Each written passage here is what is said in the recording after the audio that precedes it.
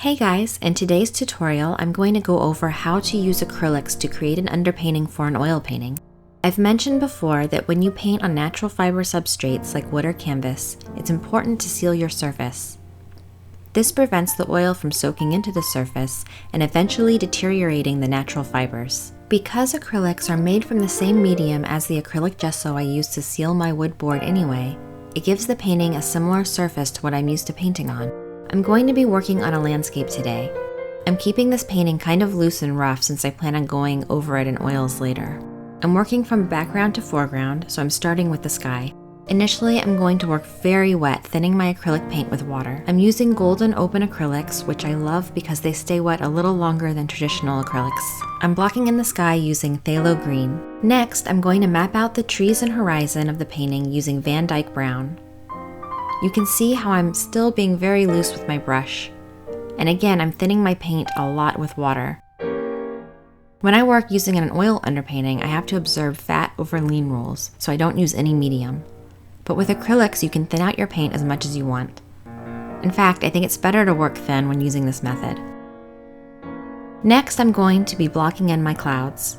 This is eventually going to be a night scene, but I'm going to paint it as if it's a day scene, so when I start glazing in oils, I'll have more of a dynamic range of colors, with some browns and greens peeking through. Also remember that you can work with oils over acrylics, but never the other way around. Because it takes oil paint so long to cure, and because they are always changing and expanding due to temperature and humidity changes, your acrylics would eventually flake off. I'm introducing Payne's Gray into the sky to give the clouds a little more dimension and volume. This is a great color to use when you need to tone down any bright areas in your piece. With how quickly this piece is drying, I'm able to add layer after layer without wiping away any paint. Now that the sky is blocked in, I can start to define the foliage. I'm using phthalo green mixed with a Van Dyke brown to add the foliage to the distant trees. My brush is wet, which is giving me the texture I want for this step. You can see how I'm just gently dabbing the board using a large angled shader brush. For the foliage closer to the foreground, I mix some sap green hue into the pigment. Atmospheric perspective is the effect you get when faraway objects take on the colors of atmospheric haze. Distant objects' colors blend with and take on some of the atmosphere's colors. This is why in my scene the elements further away will use more of the pigments I'm using in the sky, like phthalo green, than the elements in the foreground, which will appear darker and more saturated. The bottom of the piece, which is the closest to the viewer, will be the darkest. The paint I have applied in these areas is thick, much thicker than the paint I've applied in the background. Thicker paint means a longer working time, and I want the paint to stay wet so that I can apply the lift-out method during these next steps. While the paint is still wet, I'm going to take a wet pointed round brush to start working on the trunk of my tree. This brush does not have any paint on it, but is lifting up the paint that I just put down, revealing some of the layers that came before it.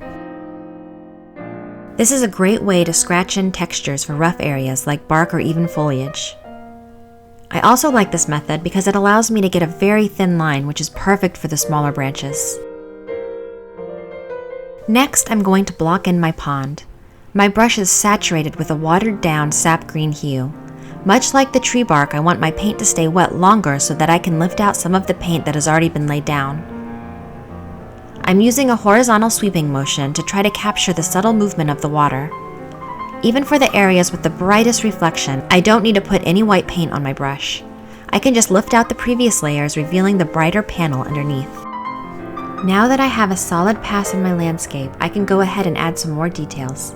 I'm going to revisit the sky and paint some bright, fluffy white clouds while I wait for the foreground to dry. I prefer to paint softer details with oils, so I'm not going to work on this part of the painting much longer. I find it much easier to glaze in oils than acrylics and plan on this area getting glazed back. Using titanium white mixed with a little Indian yellow, I can add my brighter highlights. The foreground has dried, so I'm not concerned with lifting any layers out. I'm going to dab in some grass blades using my angled shader by holding it vertically.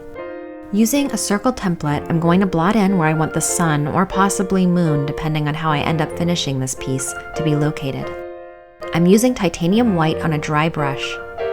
If the paint is watered down, it will spread and give you uneven edges. I'm blotting instead of sweeping to ensure that the entire space is filled evenly. I'm still going to have to go back and clean up some of the edges of my circle, but using a template is a great way to get a base down. I still plan on finishing this piece in oils, but you can see how far you can take an acrylic base. This painting was completed in just over an hour, so if you're in a time crunch and need to speed up your process, working in acrylics is a great way to get a quick start. I'll be posting a second part to this video when I add my oil glazes next month. I always love to hear your thoughts and ideas for videos or written tutorials, so be sure to share your suggestions below.